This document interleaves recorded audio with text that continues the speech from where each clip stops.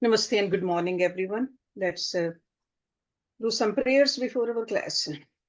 Om Guru Brahma, Guru Vishnu, Guru Devo, Maheshwara, Guru Sakshat Parbrahma, Tasmai Shri Guru Namaha. Om Bhurbhuvasvaha, Tatsavitra Bhargo Devasya Dhimahi, Dhiyo Yo Naha Prachodayat. Asto ma sadgamya, tamso ma jyotirgamya, mrityorma amritam gamya. Om Sahanavatu, Sahanabhunatu, Sahaviryam Karvavai, Tejasvinavadhitamastu, Ma Vidvishavali. Om Shanti, Shanti, Shanti. Let's open our books. Yog Sutras by Patanjali. We are on the third chapter. And the title of this chapter is Vibhuti Pada. And we ended our last class where Rishi Patanjali is telling us, with the help of the Samyama, we gain the virtue of Pratibha. That means the intuition. The intuitive knowledge arises in us.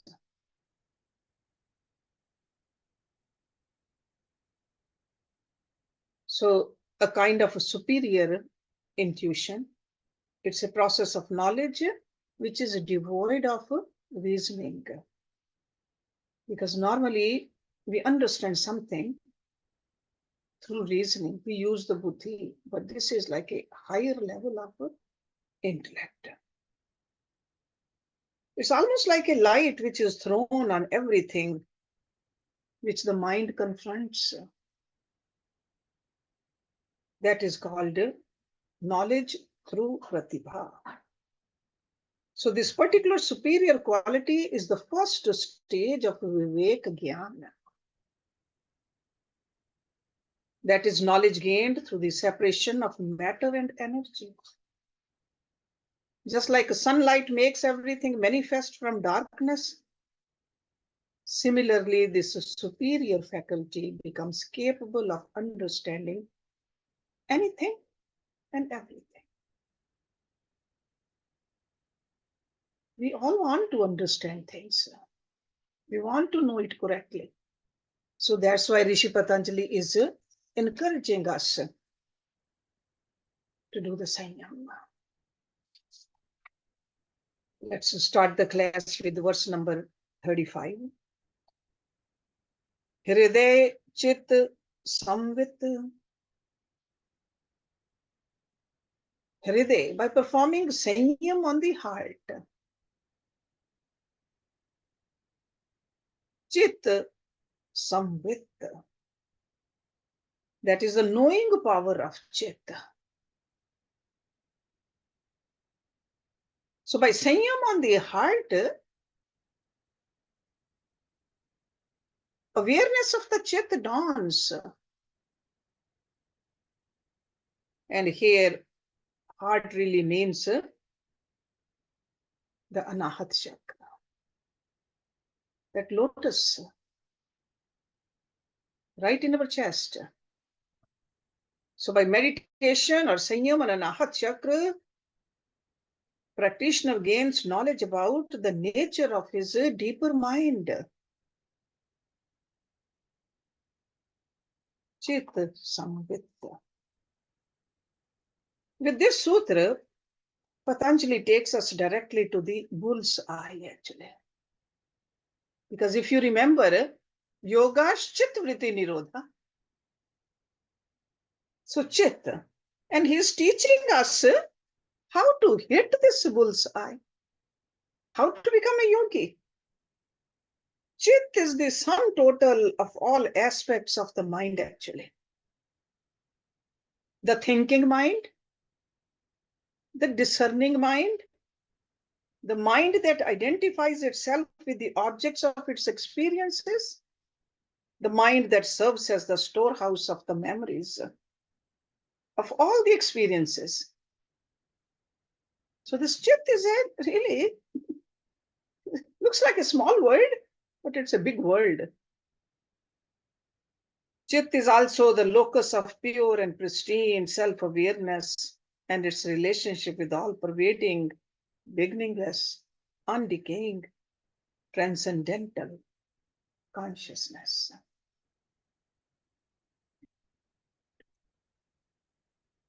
The purpose of yoga sadhana is to cleanse the mind. We all know that. Cleanse the mind of its acquired attributes, allowing its intrinsic attributes to illuminate reality unimpeded. So through this sutra, Rishi Patanjali is telling us, hey, students, meditation on the heart chakra will lead you to the emergence of chitta samvit. Experiencing the knowing power of chit is chitta samvit. Sam and vit. It's like a complete knowledge of the chit you'll have. The subtlety of this experience is communicated by the term samvit. See, sam and vit. This is a compound word. Sam means complete, completely. Like a mutually interactive. That is a sam. And as a verb, vit means knowing.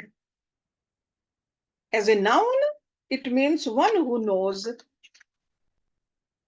That means the knower. So the sheer power of a seeing is the seer. Over here, he is explaining that the knowing power in us is the knower. And this power is the locus of chitta. So this locus is called chitta samvit. Because of this knowing power, chitta is able to know itself.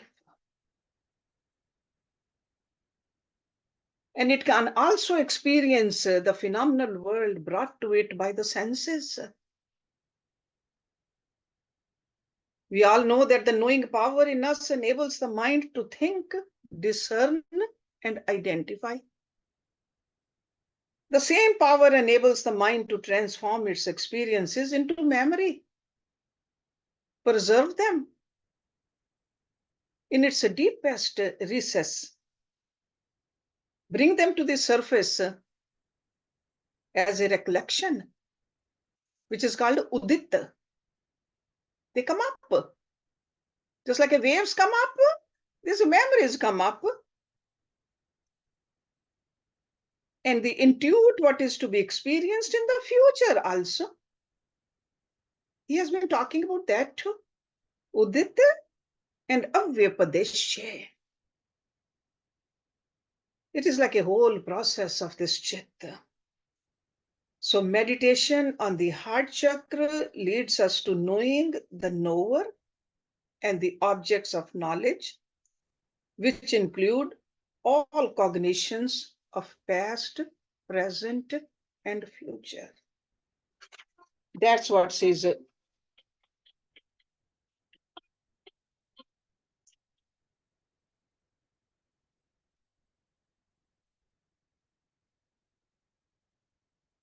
whenever I don't turn it off, it will ring. So in the human body,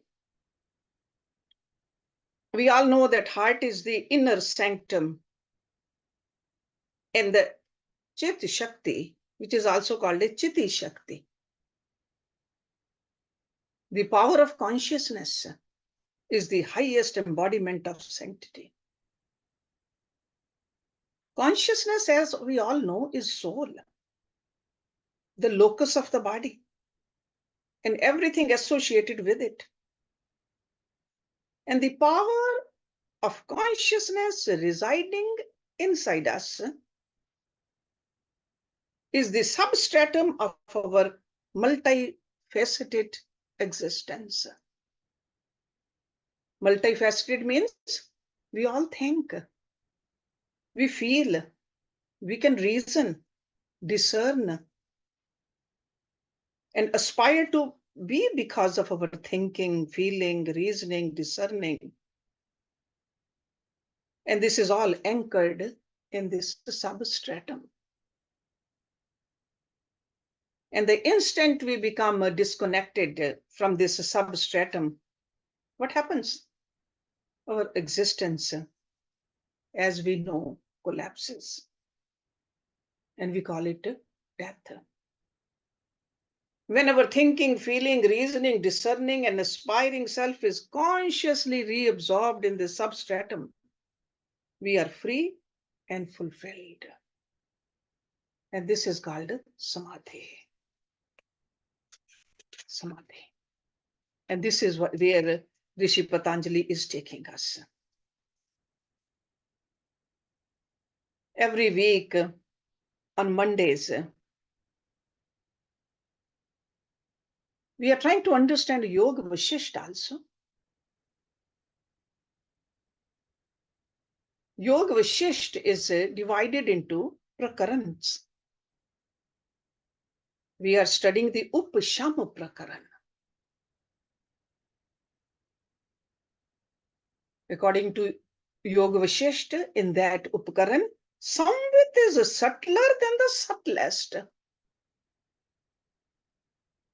It fills the entire universe, as well as every nook and cranny in our body. That is samvit. Actually, it's beyond mental comprehension. This is something we need to experience, not just only understand. It can be known through the pulsations of Pran Shakti. Because we all know the pranic pulsation condenses pure, all-pervading consciousness and makes it available to us by awakening our darshan shakti, seeing power. And the greatest concentration of the pranic pulsation in the human body is where? In the heart. So from the standpoint of yoga sadhana, the heart is the matrix of consciousness. The innate concentration of Pran Shakti in the heart makes it the perfect place to practice Samyama. So this is what Rishi Patanjali is telling us.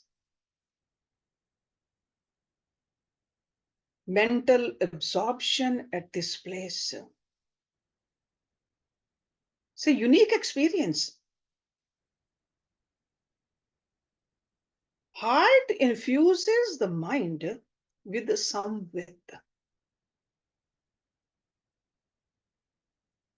This empowers the mind to see the seer within, to know the knower within.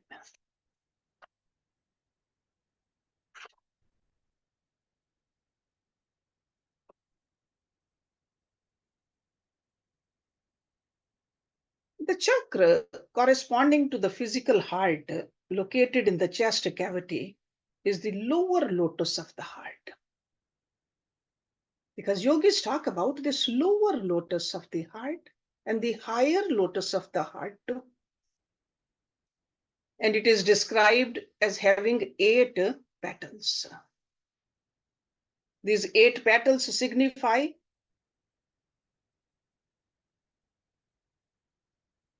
eightfold prakriti. Ashtadha prakriti. The 5 tanumatras,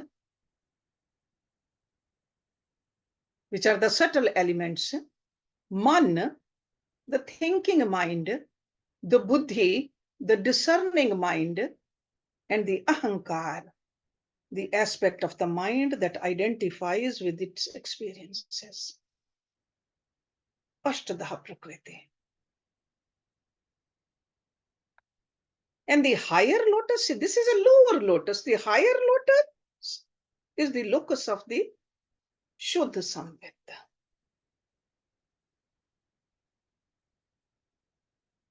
The higher lotus is beyond the realm of time, space, number, and linearity.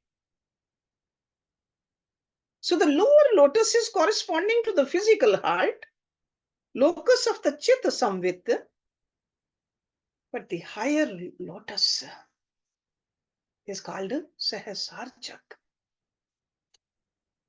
With our sadhana, we can reach towards the lower lotus, but the higher lotus that comes with the grace of the Guru and the grace of the God. But even the blossoming of the lower lotus gives the mind the insight and the courage to see itself. Because in the light of this Chitta Samvit, intrinsic to this lotus, the mind can see it clearly. The complex knots over there, they get opened. All the unresolved issues, cravings, attractions, repulsions, you get a hold of them. Because there is such a illumination. So success in practicing Samyam on the lotus of the heart is largely dependent on the precision and the perfection of meditation at the center.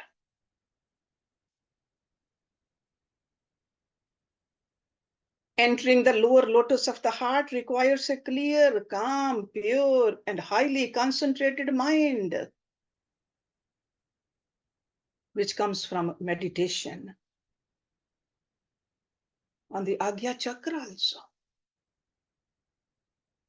the center of the Bodhisattva, the pure and pristine knowing power of Buddhi.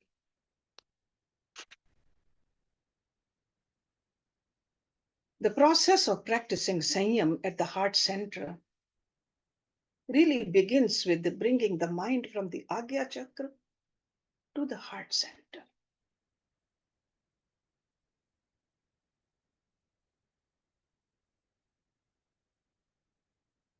And then experiencing this ball of light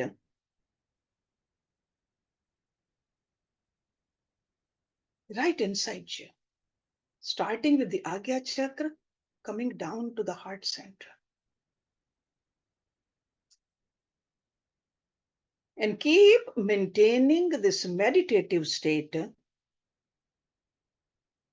We invoke the power of volition to mentally stretch the descending way of pranic pulsation during exhalation, actually. How far we allow our mind to follow the descending wave of pranic pulsation is not as important as keeping the mind there into that light. First, we practice it with little effort, then eventually it should happen effortlessly. We should have the intention of lengthening the pranic pulsation downward, and it will happen by itself. And at the end of the exhalation, we begin to inhale. And the inhalation originates exactly where the exhalation terminates. So pranically speaking, the ascent of pranic pulsation begins from where the descent terminates. And our intention should be to keep our mind fully concentrated on that light.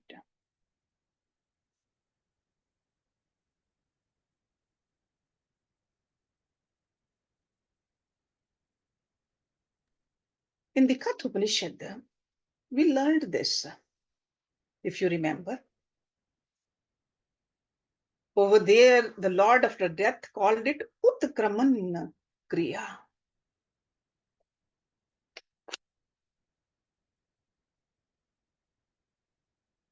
You will notice when you experience or when you practice, there's a unique feeling of energy pushing its way upward.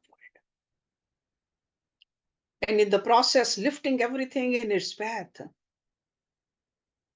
You will feel it very pronounced in your eyes.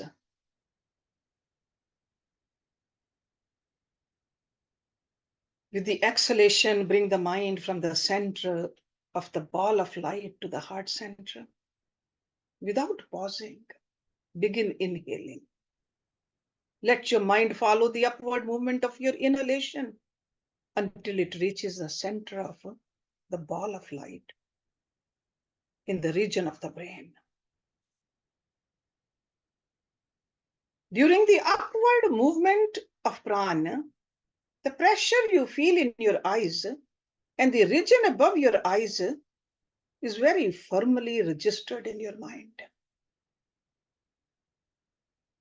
While exhaling, pull the experience of pranic movement downward. Do not apply effort in doing so, but use your power of intention.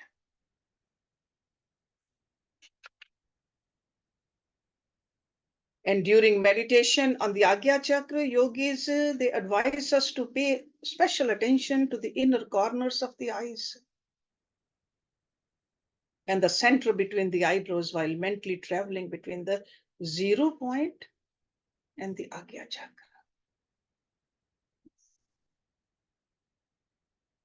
And over here, when we are meditating on the lotus of the heart, we are advised to pay special attention to the Talu Chakra also. Talu, the region associated with the soft palate. Feel the pulsations there. Again, while inhaling, allow your mind to follow the ascent to the prana. When passing through the Talu Chakra, pay attention to the unique character of the space corresponding to this region. If you follow these directions, your mind will not wander. Your mind has found a beautiful landscape inside. And do not make any change in your breathing pattern. Continue inhaling upward without stopping or slowing at the Talu Chakra. Once you have passed through the region, make no effort to reach a certain summit.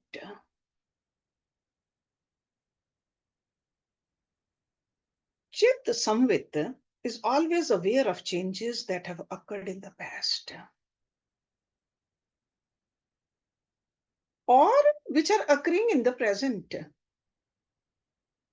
And let me tell you, it also knows what will occur in the future also. This is the power which we have. So that means that heart occupying this space responds to the mind's past, present, and anticipated experiences.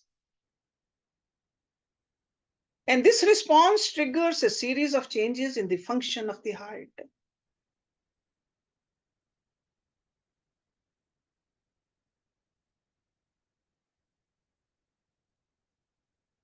Because of the blossoming of the unique power which is unveiling with this mystery of our life in the past, present, and future, that's why this heart center is described as a lotus.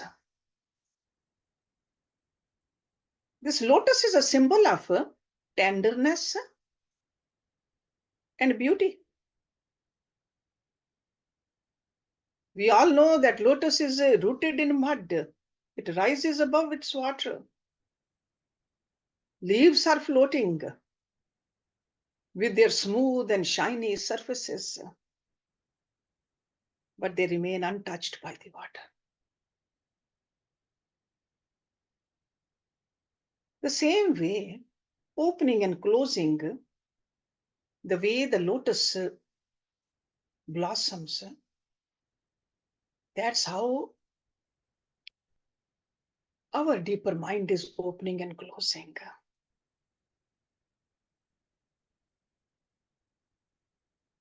The lotus describes the unique capacity of intelligence to transform the mind. So it learns to receive nutrients, just like a lotus plant receives the nutrition from the mud.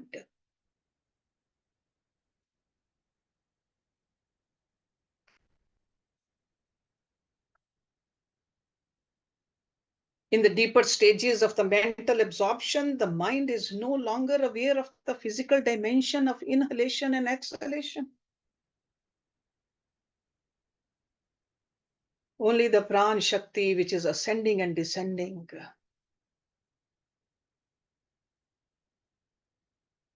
The mind is barely aware of the body. Mind knows and feels the space of consciousness in which pran shakti is moving up and down. That's all. And eventually that mind settles. The mind becomes predominantly aware of the space corresponding to the region of the physical heart. And the emergence of this experience is due solely to the power of intention.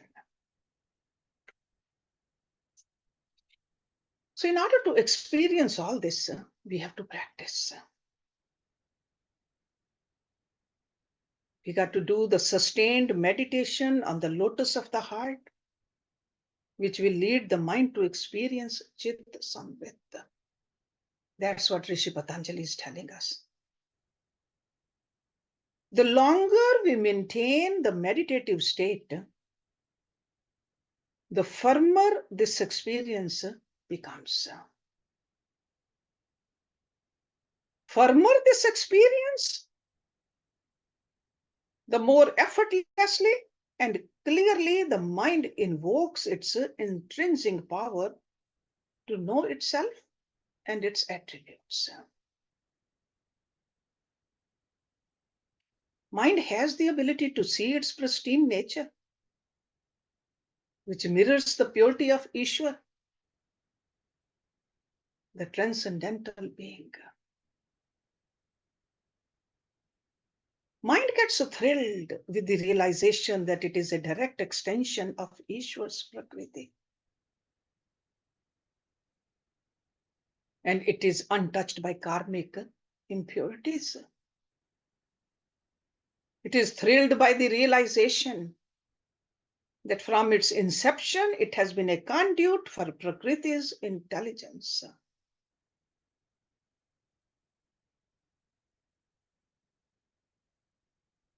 The knowing power of chitta samvit also infuses the mind with the power to intuit its acquired attributes.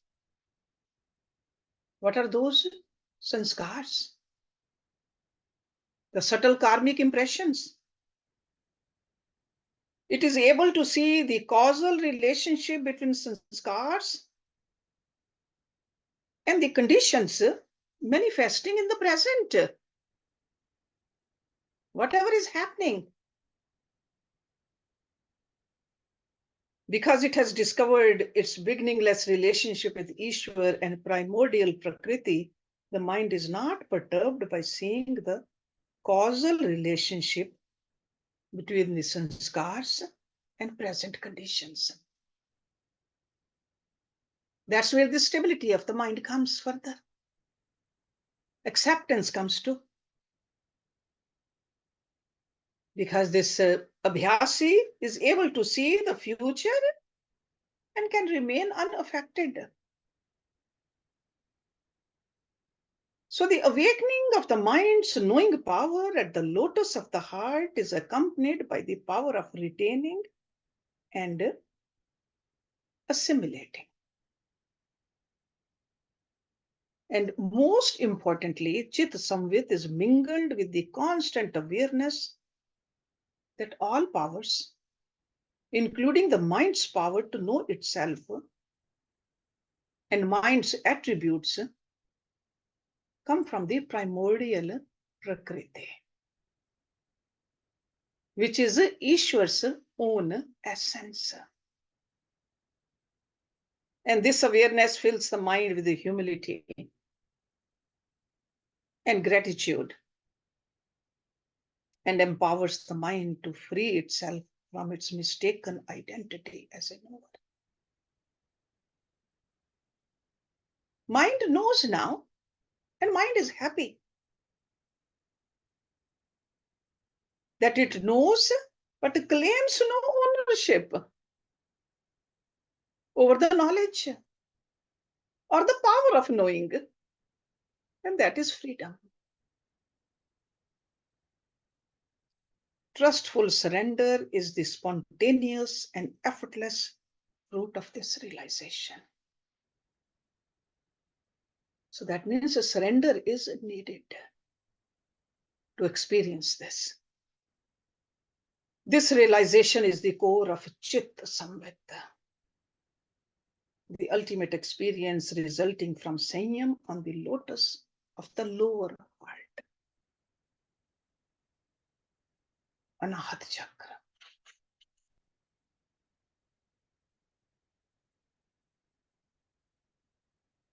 Let's move on to the next verse, or at least let's look at the words. sattvapurushayoratyantasankeernnayoh pratyayavishesho bhogah pararthatvat svarthasanyamat purushajnanam. So this is one of the longer sutra. Sattvapurushayoh, that means of mind and consciousness. Purush is the consciousness. And Sattva over here really means the mind or the chitta. Okay. Atyant sankeernnayoh. Atyant means extremely, sankeernnayoh means distinct. So that means two totally fused entities.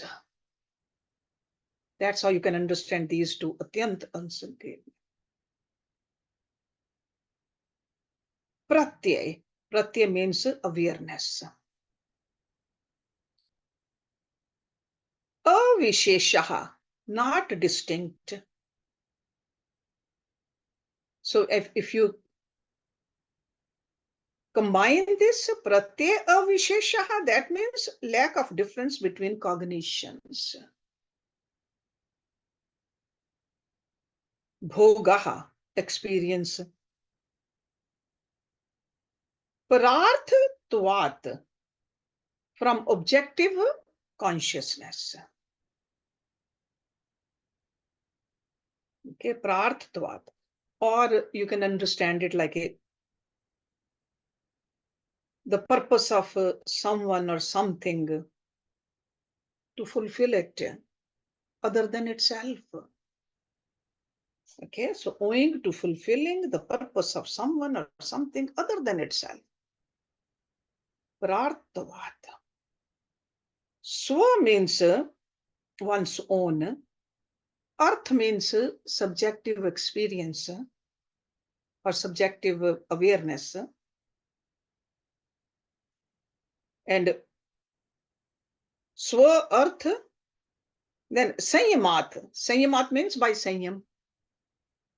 Purushajnanam, knowledge of Purusha. So that means the knowledge pertaining to the pure consciousness. So this verse is about knowledge of the Purusha. So he says the Chitta and the Purusha are extremely distinct. Okay, Chitta and the Purusha. On account of non-difference of the awareness of both, There's an objective or subjective experience.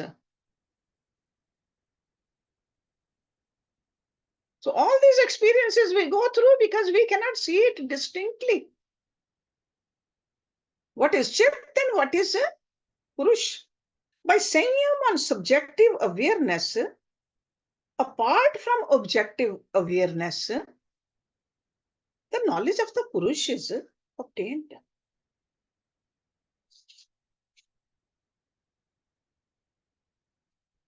Or another way you can understand that this mind, which we call Chit also, and consciousness are so intensely fused that there's no difference between their cognitions. This is also called a conflated cognition, which we call experience, bhogah. And an aspect of experience is smeared with the sense of being an object. And when we practice samyama, that means we withdraw the mind from that. We practice samyama on the other. That means which is accompanied by the sense of I amness. Who am I? The Purusha, the knowledge of the pure consciousness dawns. We all know that it's a basic principle given in Bhagavad Gita also. That Chit and Purush are extremely different and separate by nature. But they appear to be one. Why? Because of the ignorance, that avidya. When we realize or feel that Purush and Chit are one, what happens? There's experience, there's a bhogah. And this bhog is the product of avidya.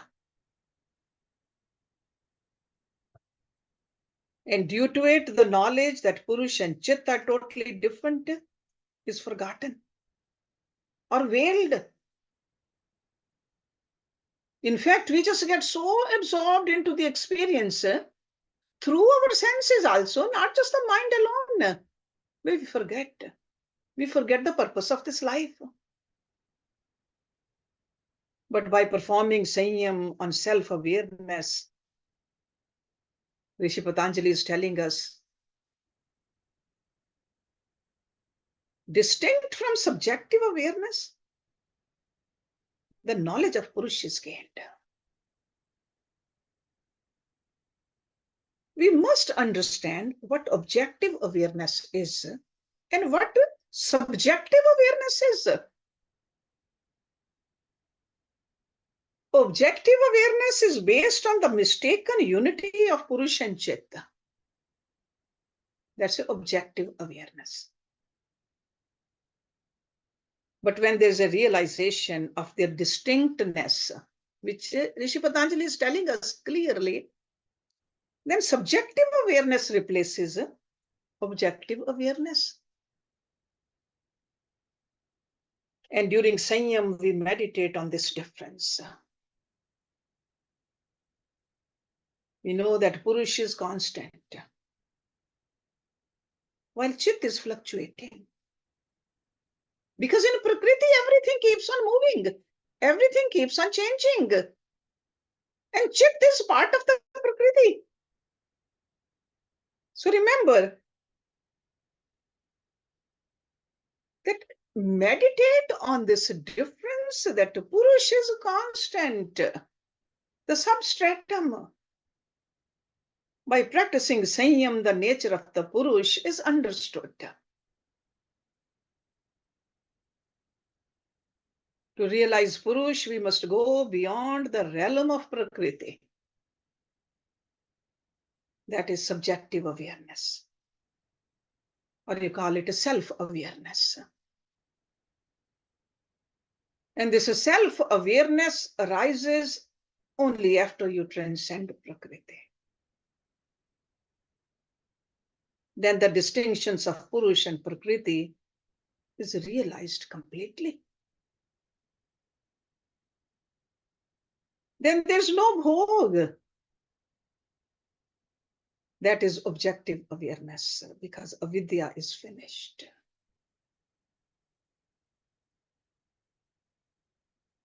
So this is what he is trying to tell us in this beautiful verse. And it can happen with the samyam on the lotus of the heart also. After knowing the power of chitta, the range of chitta samvit includes a clear understanding of all aspects of mind. As I was telling you earlier, the thinking mind, the discerning mind, the mind which identifies itself, the objects of its experiences, or even the memories. So the knowing power of pure consciousness is the knower. Remember that. The power to know is intrinsic to Purush. Purush and Prakriti in us is so deeply intermingled. In our day-to-day experience, we fail to comprehend the difference between the two. But we got to pay some attention, do some sadhana on a daily basis. Got to learn how to use this mind. Mind is an instrument of comprehension that passes sensory experiences to consciousness. This is even subtler and, in fact, inconceivable. All we know is that as a living being, we are conscious of our existence. We just call ourselves male or a female or we or ourselves. While having an experience, we never feel the urge to see who is really us. Patanjali is telling us, use this power. You have the power to know yourself. Do the Samyama. Know that you are the pure consciousness.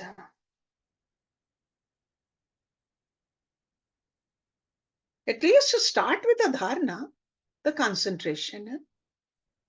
With the help of the dharana, reach the dhyan by anchoring the mind in a well-defined space.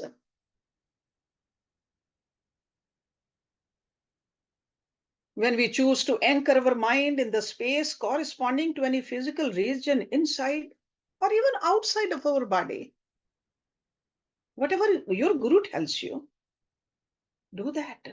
Anchor your mind. Because the sustained practice of dharana at any place will evolve into dhyan. In dhyan, the mind will begin to comprehend the pranic counterparts of the breath also. In its truest sense, this is when the mind and the life force become fully united. Man and pran, you got to learn how to make them one.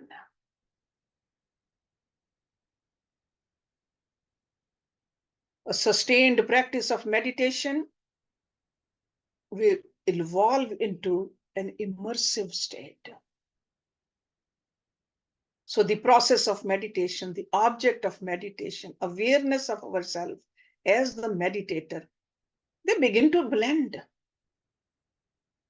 Awareness pertaining to the process of meditation is the first to fade.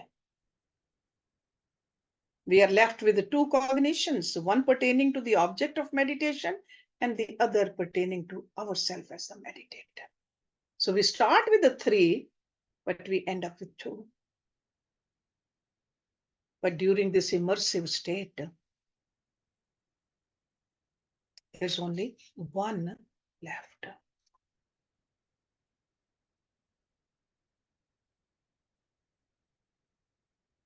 Experientially speaking, we can go to that furthest frontier of this samadhi. We can go towards that threshold of the nirbij samadhi also. We can see both the object and the subject, pranic pulsation and the consciousness sensing it from an equal distance. The awareness pertaining to pranic pulsation is at once there. And then it can disappear also.